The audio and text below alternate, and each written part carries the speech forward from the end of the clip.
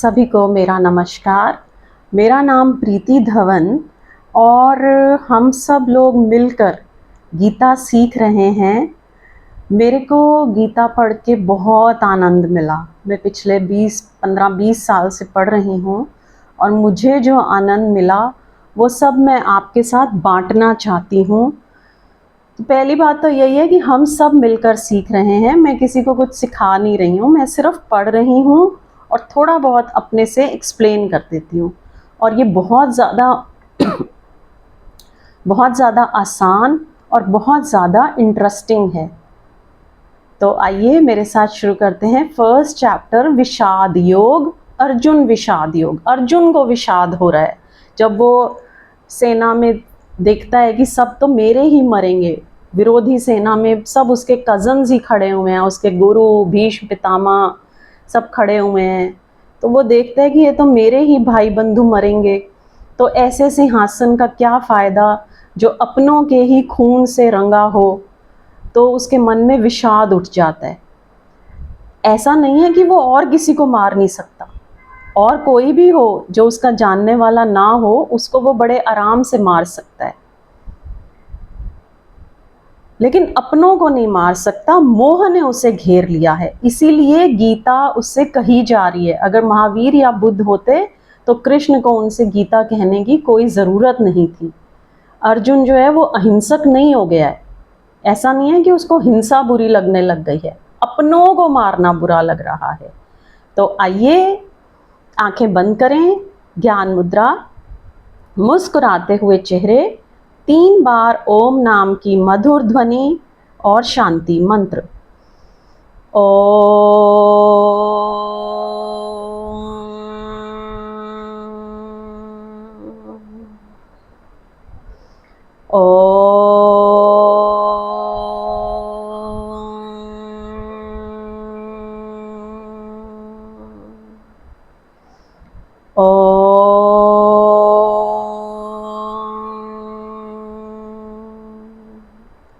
ॐ सहनाववतु सहनौ भुनक्तु सह वीर्यं करवावहै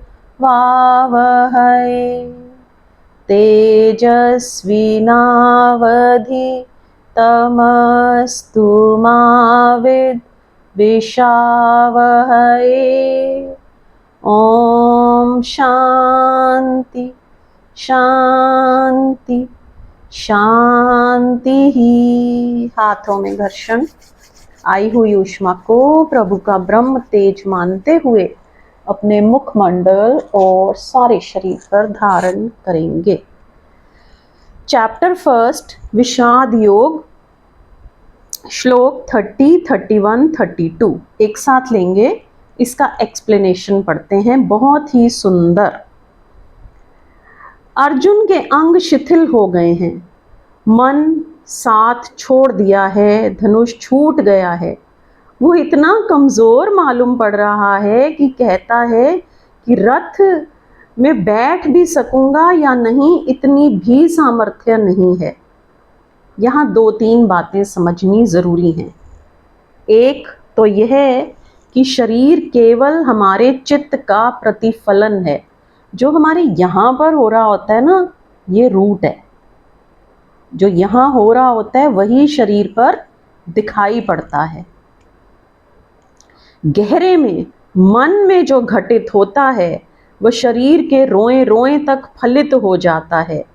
ये अर्जुन बलशाली इतना अचानक ऐसा बलहीन हो गया कि रथ पर बैठना उसे कठिन मालूम पड़ रहा है।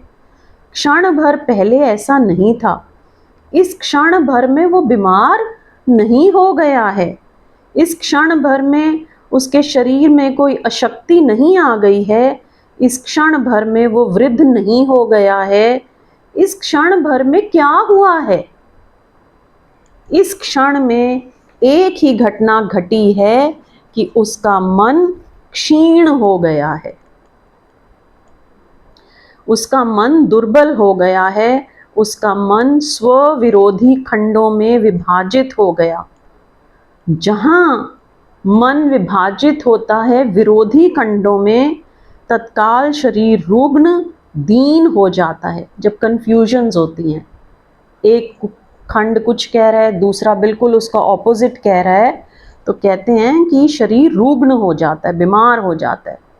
जहाँ मन संयुक्त होता है एक संगीत पूर्ण स्वर में, वहाँ शरीर तत्काल स्वस्थ और अविभाजित हो जाता है। उसके धनुष का गिर जाना, उसके हाथ पैर का कंपना, उसके रोंों का खड़ा हो जाना सूचक है, इस बात का सूचक है कि शरीर हमारे मन की छाया से ज़्यादा नहीं है। ये जो अर्जुन के साथ हुआ वो उसके मन में पैदा हुए भंवर का शरीर तक पहुंचा हुआ परिणाम है। और हमारी ज़िंदगी में शरीर से बहुत कम भंवर मन तक पहुंचते हैं, मन से ही अधिकतम भंवर शरीर तक पहुंचते हैं। लेकिन हम जिंदगी भर शरीर की ही फिक्र किए चले जाते हैं। अगर कृष्ण को थोड़ी भी, जिसको तथाकथित वैज्ञानिक बुद्धि कहें, होती तो वे अर्जुन को कहते कि मालूम होता है तुझे फ्लू हो गया है। अगर उन्होंने मार्क्स को पढ़ा होता तो वे कहते मालूम होता है तेरे शरीर में किसी हार्मोन की कमी हो गई है। वे कहते तू चल और किसी जनरल अस्पताल में भर्ती हो जा। लेकिन उन्होंने ये बिल्कुल नहीं कहा। वे शिथिल गात होते अर्जुन को कुछ और समझाने लगे, वे उसके मन को कुछ और समझाने लगे, वे उसके मन को बदलने की कोशिश करने लगे। जगत में दो ही प्रक्रियाएं हैं, या तो आदमी के शरीर को बदलने की प्रक्रिया और या आदमी की चेतना को बदलने की प्रक्रिया। विज्ञान आदमी के शरीर को बदलने की प्रक्रिया पर ध्यान देता है, धर्म मनुष्य की चेतना को बदलने की प्रक्रिया पर ध्यान देता है। वही भेद है। और इसलिए धर्म विज्ञान से ज़्यादा गहरा विज्ञान है, धर्म विज्ञान से ज़्यादा महान विज्ञान है। वो सुप्रीम साइंस है, वो परम विज्ञान है, क्योंकि वो केंद्र से शुरू करता है और बुद्धि निश्चित ही केंद्र से शुरू करेगी।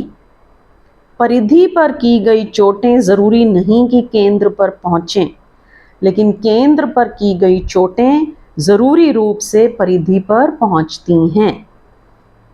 एक पत्ते को पहुँचाया गया नुकसान, ये तो सभी को मालूम है कि एक पत्ते को पहुँचाया गया नुकसान ज़रूरी नहीं कि जड़ों तक पहुँचे, अक्सर तो नहीं पहुँचेगा, पहुँचने की कोई ज़रूरत नहीं है।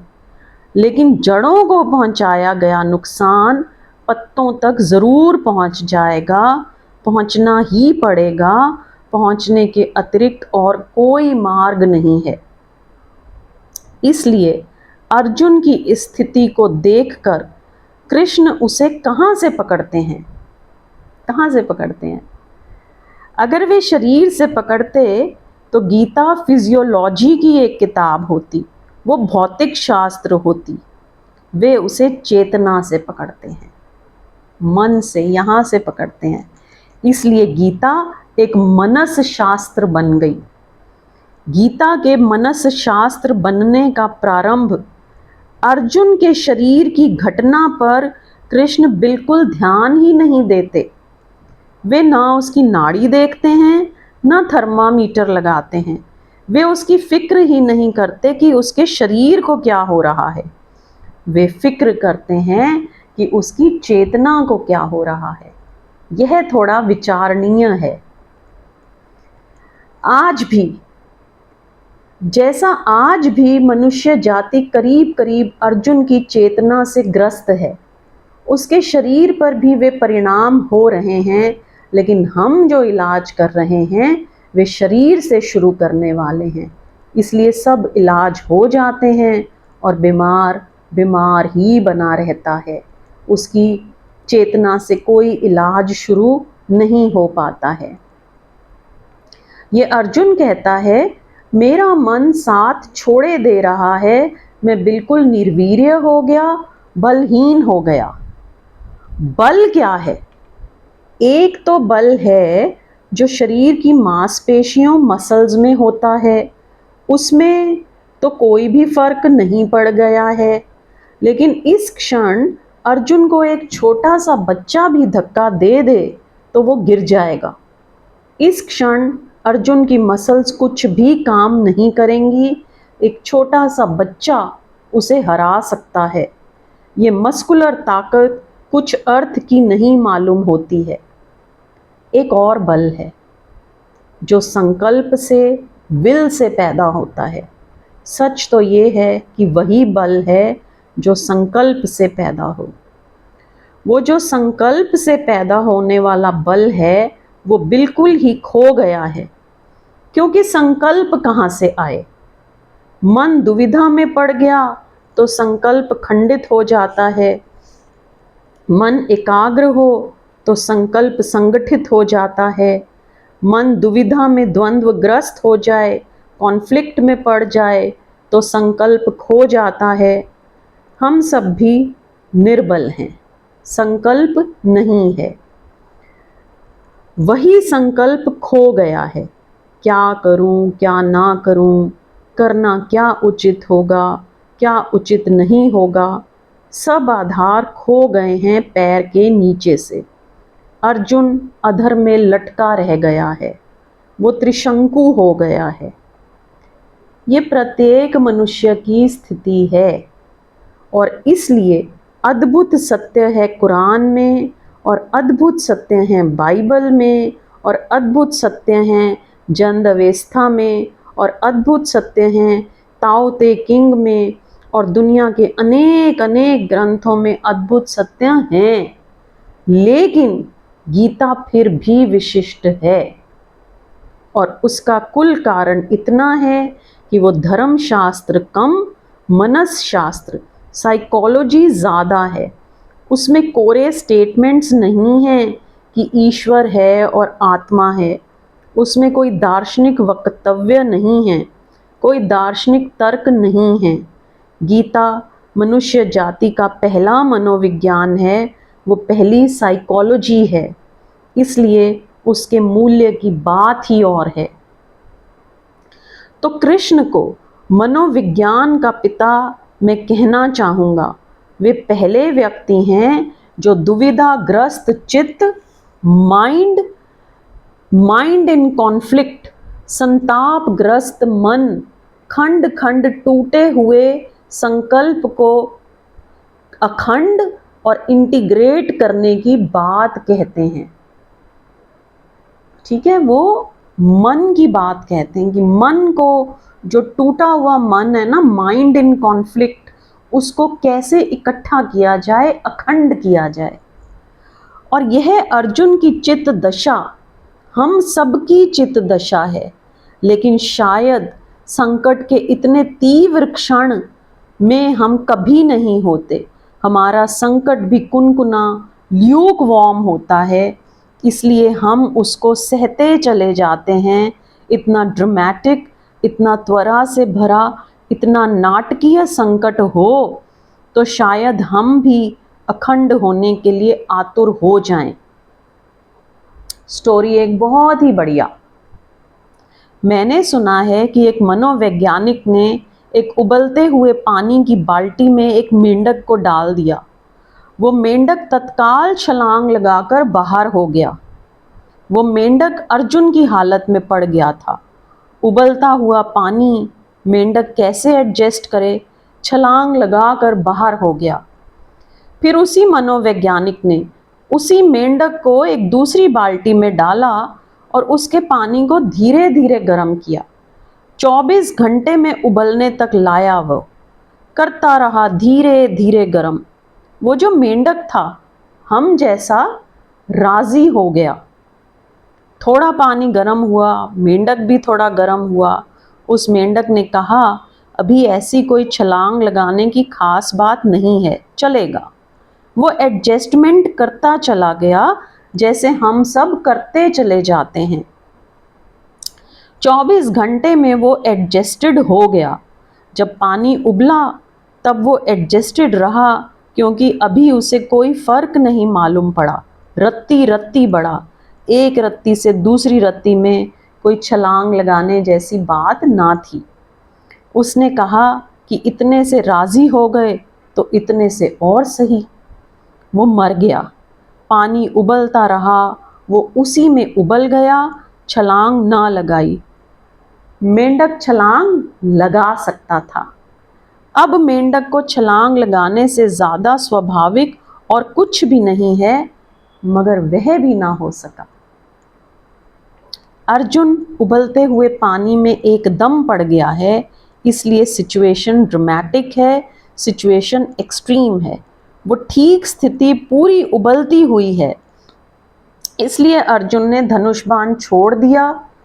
हम अपनी तराजू भी नहीं छोड़ सकते इस तरह, हम अपना गज भी नहीं छोड़ सकते इस तरह, हम अपनी कलम भी नहीं छोड़ सकते इस तरह। और रथ पर ही बैठने में एकदम इतना कमज़ोर हो गया। क्या हुआ? संकट से इतनी तीव्रता से राजी होना, एडजस्ट होना मुश्किल हो गया। मैं आपसे कहना चाहूँगा, राजी मत होते चले जाना। नहीं, सबको ऐसे मौके नहीं आते कि महाभारत हो हर एक की ज़िंदगी में, और बड़ी कृपा है भगवान की। ऐसा हर एक आदमी को महाभारत का मौका लाना पड़े तो कठिनाई होगी बहुत। लेकिन ज़िंदगी महाभारत है, पर लंबे फैलाव पर है। त्वरा नहीं है उतनी, तीव्रता नहीं है उतनी, सघनता नहीं है उतनी। धीमे धीमे सब होता रहता है। मौत आती जाती है और मौत आ जाती है और हम एडजस्ट होते चले जाते हैं, हम समायोजित हो जाते हैं, और तब जिंदगी में क्रांति नहीं हो पाती है।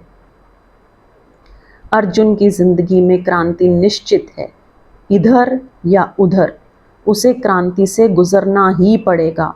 पानी उबलता हुआ है, ऐसी जगह है जहां उसे कुछ ना कुछ करना ही होगा। या तो वो भाग जाए, जैसा कि बहुत लोग भाग जाते हैं, सरल वही होगा, शॉर्टकट वही है, निकटतम यही मालूम पड़ता है, भाग जाए।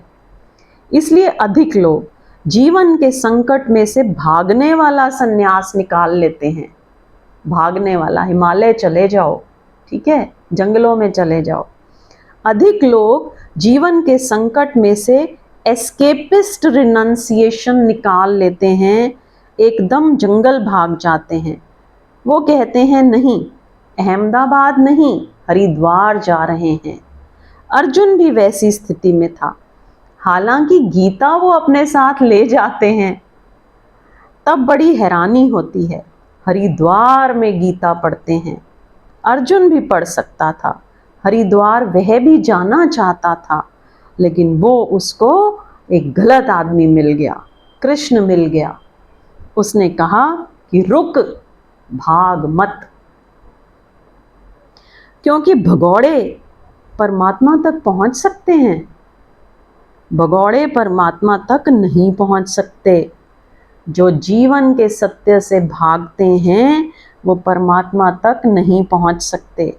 जो जीवन का ही साक्षात्कार करने में असमर्थ हैं वो परमात्मा का साक्षात्कार नहीं कर सकते, क्योंकि जो जीवन को ही देखकर शिथिलगात हो जाते हैं, जिनके गांडीव छूट जाते हैं हाथ से, जिनके रोएं कंपने लगते हैं और जिनके प्राण पथराने लगते हैं जीवन को ही देखकर, नहीं, परमात्मा के समक्ष वे खड़े ना हो पाएंगे। जो दिए की रोशनी से डर जाता है ना, वो सूरज की रोशनी में कैसे खड़ा होगा। जीवन तैयारी है, जीवन कदम कदम तैयारी है उस विराट सत्य के साक्षात्कार की, एनकाउंटर की। और अर्जुन तो जीवन के एक छोटे से तथ्य से ही भागा चला जा रहा है, लेकिन भागने की तैयारी उसकी पूरी हो गई है। अब ये बड़े मज़े की बात है कि वो रथ पर नहीं चढ़ पाता। वो कहता है रथ पर चढ़ने की भी शक्ति नहीं है, लेकिन अगर उससे कहो कि भाग जाओ जंगल की तरफ तो वो बड़ी शक्ति पाएगा, अब भी भाग जाएगा, एकदम इतनी तेजी से दौड़ेगा जितनी तेजी से कभी नहीं दौड़ा है। जो आदमी जिंदगी से लड़ने की सामर्थ्य नहीं जुटा पा रहा है वो भागने की जुटा लेता है। सामर्थ्य की तो कमी नहीं मालूम पड़ती, शक्ति की तो कमी नहीं मालूम पड़ती, शक्ति तो है। अगर कृष्ण उसे कहें छोड़ सब तो वो बड़ा प्रफुल्ल हो जाएगा, लेकिन ये प्रफुल्लता ज़्यादा देर टिकेगी नहीं। और अगर अर्जुन जंगल चला जाए तो थोड़ी देर में ही उदास हो जाएगा। बैठ भी जाए वो सन्यासी के वेश में एक वृक्ष के नीचे तो थोड़ी देर में जंगल से ही लकड़ी वगैरह बटोर कर वो तीर कमान बना लेगा। वो आदमी वही है, क्योंकि हम अपने से भाग कर कहीं जा भी नहीं सकते। हम सबसे भाग सकते हैं, अपने से नहीं भाग सकते।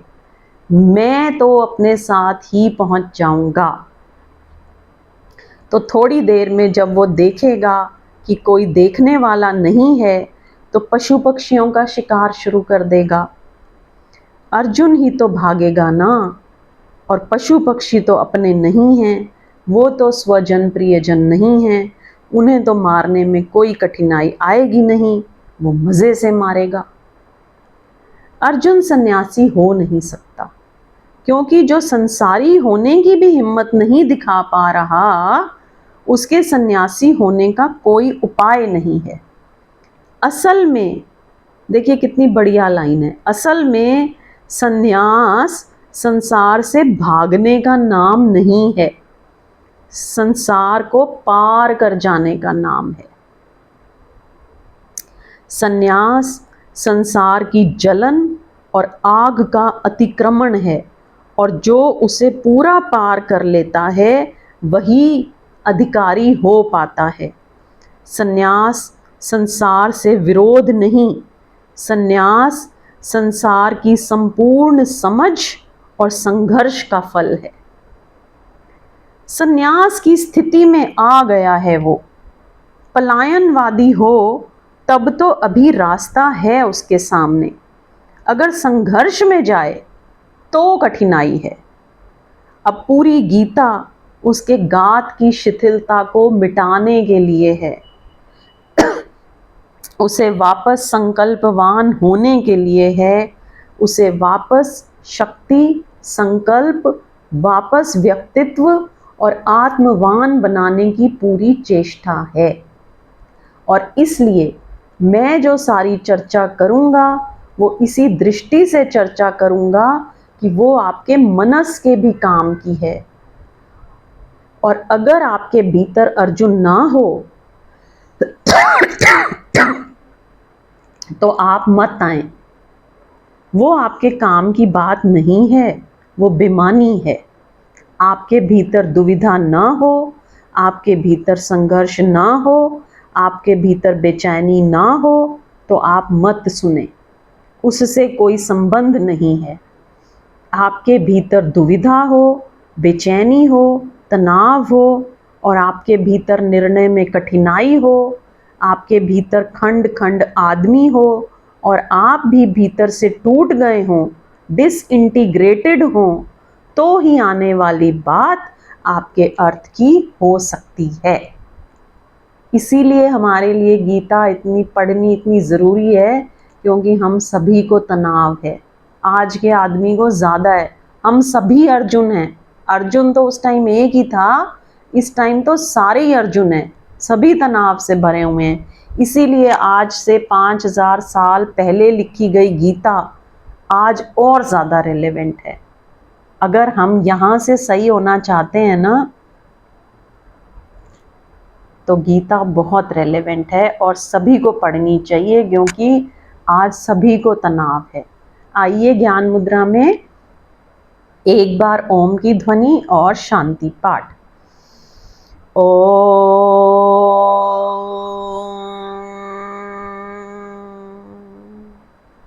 ओम द्यो शान्ति अन्तरिक्षध्वं शान्ति पृथिवी शान्तिरापः शान्तिरोषधयः शान्ति वनस्पतयः शान्तिर्विश्वे देवा शान्ति ब्रह्मा शान्ति सर्वेगं शान्ति शान्तिरेव शान्ति सामा शान्तिरेधि ॐ शांति शांति शांति। हाथों में घर्षण। आई हुई ऊष्मा को प्रभु का ब्रह्म तेज मानते हुए अपने मुखमंडल और सारे शरीर पर धारण करेंगे। यहीं से आज का सेशन संपन्न।